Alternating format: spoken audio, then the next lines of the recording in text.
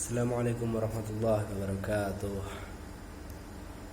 Bismillahirrahmanirrahim.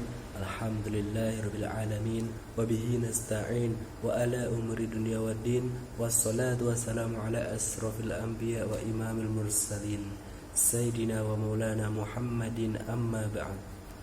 Yang saya hormati dosen pengampu Ibu Husna Nuria Mufidah, dan yang saya cintai teman-teman kelas A1 MBR.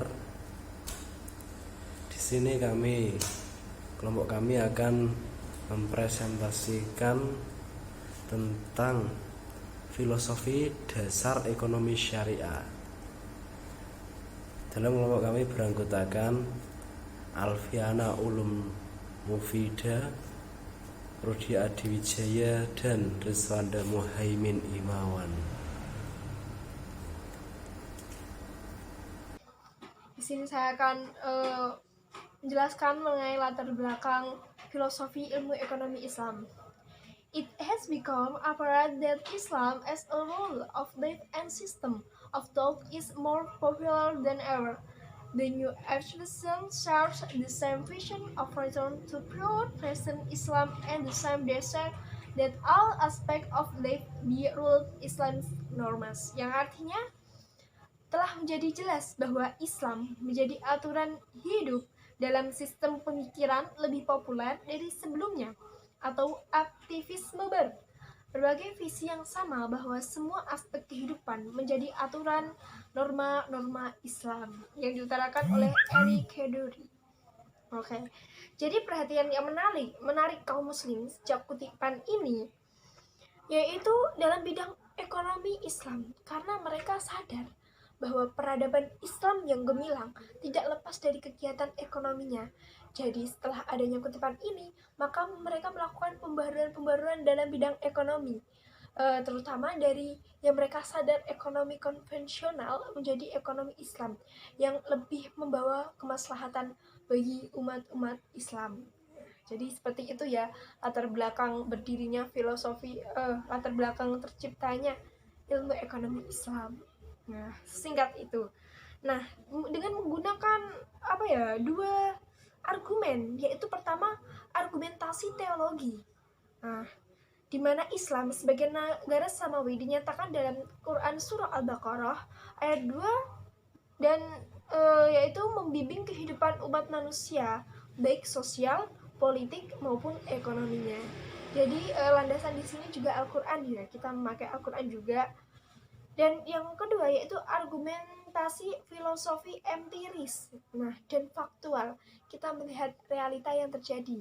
Jadi selain kita berlandaskan Al-Quran, kita juga melihat realita.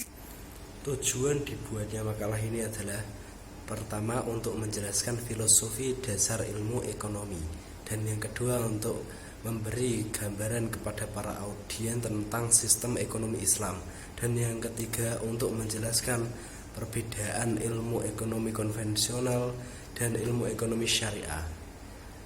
Manfaat dari makalah ini yang pertama, mampu memahami sistem ekonomi Islam, dan yang kedua mampu membedakan antara sistem ekonomi konvensional dan syariah, dan yang ketiga mampu memahami sejarah terbentuknya ilmu ekonomi Islam. Hakikat ekonomi syariah. Hakikat ekonomi syariah. Ekonomi syariah adalah ilmu pengetahuan sosial yang mempelajari tentang masalah-masalah ekonomi rakyat yang diilhami oleh nilai-nilai Islam dan memiliki tiga konsepsional. Yang pertama adalah al-falah atau kesejahteraan, dan yang kedua yaitu sumber-sumber daya. Yang ketiga adalah kooperasi dan partisipasi. Madhab-madhab dalam ekonomi Islam ada tiga, yaitu madhab iktisaduna, madhab mainstream, dan madhab alternatif kritis. Madhab iktisaduna, ilmu ekonomi tidak pernah bisa sejalan dengan Islam. Pandangan ini menolak pernyataan bahwa masalah ekonomi muncul karena adanya keinginan manusia yang tidak terbatas, sedangkan sumber daya jumlahnya terbatas. Dalam mazhab mainstream, masalah ekonomi muncul karena sumber daya yang terbatas yang dihadapkan kepada keinginan manusia yang tidak terbatas. Mazhab alternatif kritis.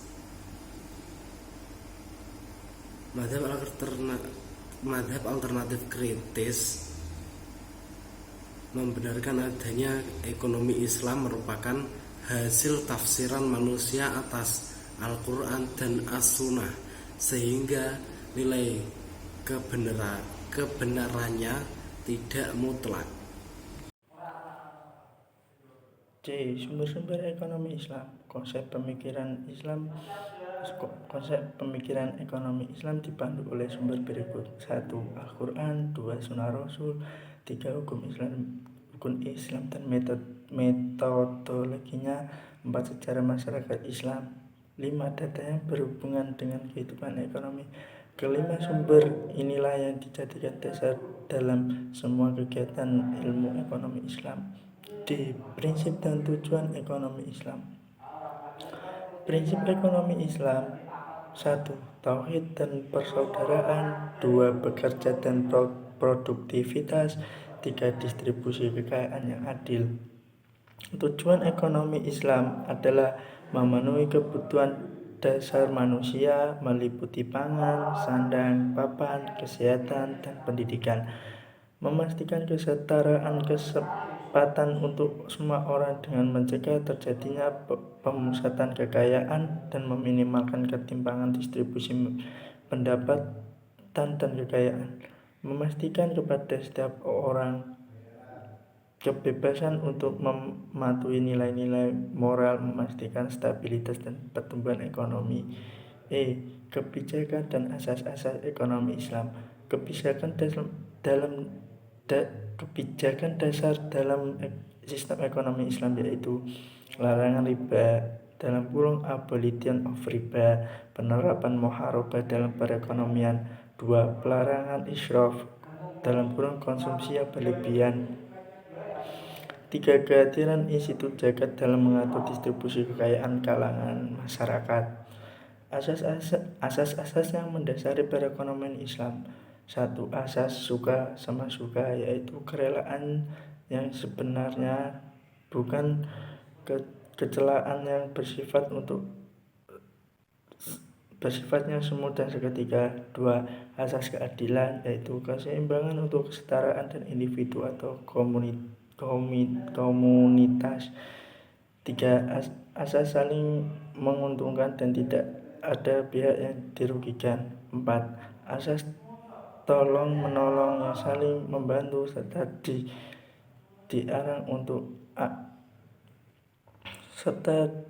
untuk adanya pemeran dan eksploitasi. Lanjut, saya akan menjelaskan mengenai pendekatan dan metodologi ilmu ekonomi Islam dan juga proses pembentukan teori ilmu ekonomi syariah. Saya akan membahas mengenai pendekatan dan metodologi ilmu ekonomi Islam. Pendekatan dalam pengertian prinsip, teori, metode, teknis, penelitian ilmu ekonomi Islam berdasarkan pada konten ideologi Islam. Nah, yang artinya Islam harus menjadi pedoman bagi segala segi kehidupan manusia, baik itu sosial, budaya, politik, maupun kehidupan ekonominya serta kehidupan pribadinya.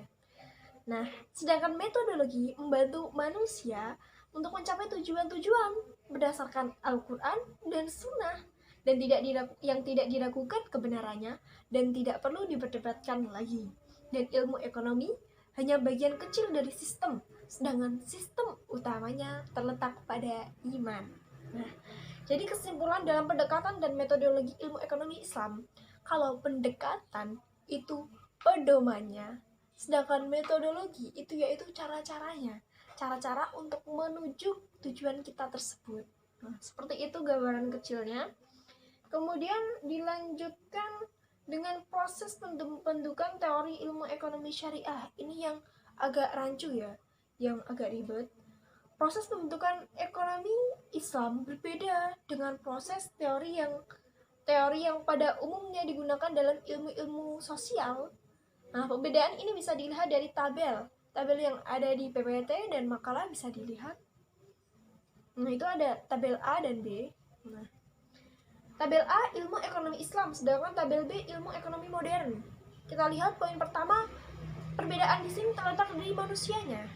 Kalau di ilmu ekonomi Islam, manusianya itu bersifat sosial sekaligus religius.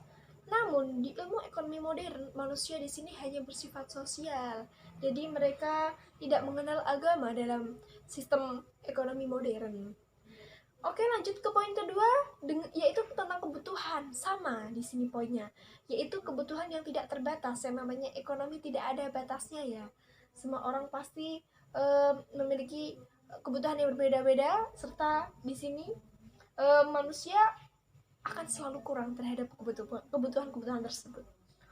Oke, dilanjutkan poin ketiga, yaitu kekurangan sarana. Di sini sama, baik konvensional maupun syariah, baik ilmu ekonomi Islam maupun ilmu ekonomi modern, di sini masih sangat terbatas dalam hal sarana dan prasarana. Termasuk Indonesia ya, yang sangat kurang akan sarana dan prasarana. Oke, lanjut, yaitu masalah-masalah ekonomi. Oke, kita lihat poin pertama, yaitu untuk ilmu ekonomi Islam, yaitu pilihan di antara alternatif. Jadi apabila ada suatu masalah, itu diselesaikan bersama-sama. Bagaimana enaknya kedua belah pihak menuju kemaslahatan. Sedangkan di poin pertama yang ilmu ekonomi modern, yaitu pilihan di antara alternatif, namun ditentukan oleh kepentingan individu. Jadi mereka tidak